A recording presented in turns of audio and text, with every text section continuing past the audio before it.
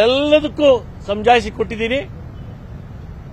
ಆ ಒಂದು ಕಾರಣಕ್ಕೆ ಇನ್ನು ಯಾವಾಗ ಕೊಡ್ತಾರೆ ಅಂತ ಅವರು ಹೇಳಕ್ಕಾಗಲ್ಲ, ನಮ್ಮ ಹತ್ರ ಹೇಳಕ್ಕೂ ಆಗಲ್ಲ, ನಾವು ಕೇಳೋದು ಸರಿಯಲ್ಲ. ಆದಷ್ಟು ಶೀಘ್ರದಲ್ಲಿ ಉತ್ತರ ಬರುತ್ತೆ. ಇದು ನನ್ನ ರಿಯಾಕ್ಷನ್.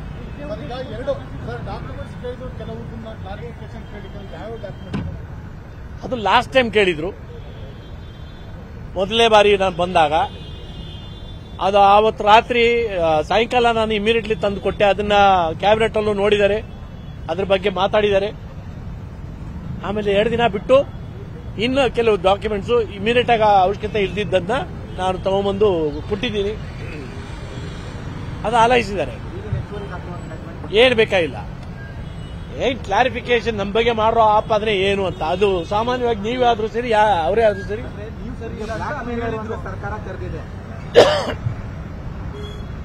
ಸರ್ಕಾರ ಏನ್ ಬರೆದು ಕೊಟ್ಟಿದ್ರು ನನ್ನ ವಿರೋಧ, ಅದಕ್ಕೆ ಕ್ಲಾರಿಫಿಕೇಶನ್ ಕೇಳಬೇಕಲ್ಲ. ಯಾರೇ ಆದ್ರೂ ಕೇಳ್ತಾರೆ, ಸಾಮಾನ್ಯ. ರಾಜ್ಯಪಾಲರು ಈಗ ಪ್ರಾಸಿಕ್ಯೂಷನ್ಗೆ ಅನುಮತಿ ಕೊಡೋ ನಿಟ್ಟಿನಲ್ಲಿ ಏನ್ ಸಿದ್ಧತೆ ಮಾಡ್ಕೊಳ್ತಾ ಇದ್ದಾರೆ?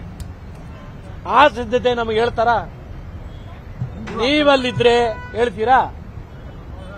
ನೀವು ರಾಜ್ಯಪಾಲರ ಆಫೀಸಲ್ಲಿ ಇರ್ತೀರಾ, ನೀವು ನನಗೆ ಹೇಳ್ತೀರಾ? ಸಿದ್ಧತೆ ಮಾಡ್ಕೊಳ್ತಾ ಇದ್ದಾರೆ ಅನಿಸ್ತಾ? ಈಗ ಕ್ಲಾರಿಫಿಕೇಶನ್ ಕೇಳಬೇಕಾರೆ ಅದು ಗವರ್ನರೇ ಕೇಳಬೇಕಾರೆ ಏನಾದ್ರೂ ಇಂಟ್ರೆಸ್ಟ್ ಇಲ್ದ್ರೆ ಮಾಡ್ತಾರ?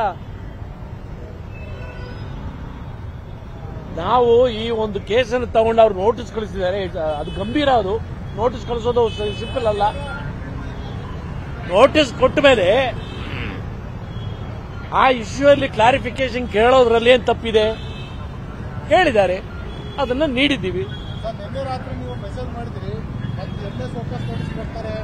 ಅದು ನನಗೆ ಬಂದಿರೋ ಮಾಹಿತಿ ಕನ್ಫರ್ಮ್ ಮಾಡಿ ಅಂತ ಹೇಳಿದೆ. ನಿಮ್ಮ ಮಾಧ್ಯಮದವರೇ ಸುಮಾರು ಜನ ಹೇಳಿದ್ದು 2ನೇ ನೋಟಿಸ್ ಅಂತ. 2ನೇ ನೋಟಿಸ್ ಯಾವುದು ಕೊಟ್ಟಿಲ್ಲ, ನನಗೆ ತಿಳಿದ ಮಟ್ಟಿಗೆ ಯಾವುದು ಕೊಟ್ಟಿಲ್ಲ. ಕೊಟ್ಟಿದ್ರೆ ಒಳ್ಳೇದಾಗ್ತಾ ಇತ್ತು. ಇರಲಿ, ಅದು ನನ್ನ ಅಭಿಪ್ರಾಯ.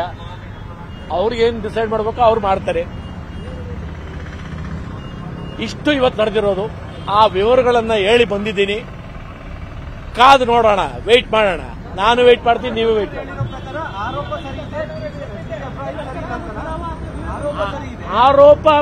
ಆರೋಪ ಮೇಲ್ನಡೆ ಸರಿ ಅಂತಲ್ರಿ.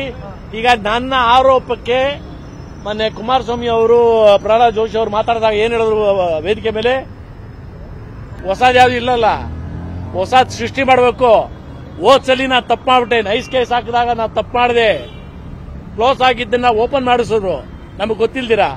ಈ ಸರಿ ಸರ್ಕಾರಕ್ಕೆ ನೇರ ಸವಾಲ್, ಹುಡುಕ್ರಿ.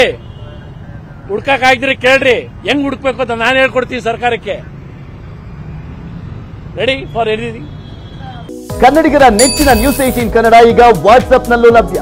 ಕರ್ನಾಟಕ, ದೇಶ ವಿದೇಶಗಳ 360 ಡಿಗ್ರಿ ಸುದ್ದಿಯ ವಿವರಗಳನ್ನ ನಿಮ್ಮ ಕೈ ಬೆರಳುಗಳಲ್ಲೇ ಪಡಿಲಿಕ್ಕೆ ಈ QR ಕೋಡ್ ಅನ್ನ ಸ್ಕ್ಯಾನ್ ಮಾಡಿ, ನಮ್ಮ ಚಾನಲ್ ಫಾಲೋ ಮಾಡಿ, ನೋಟಿಫಿಕೇಶನ್ ಆನ್ ಮಾಡಿ.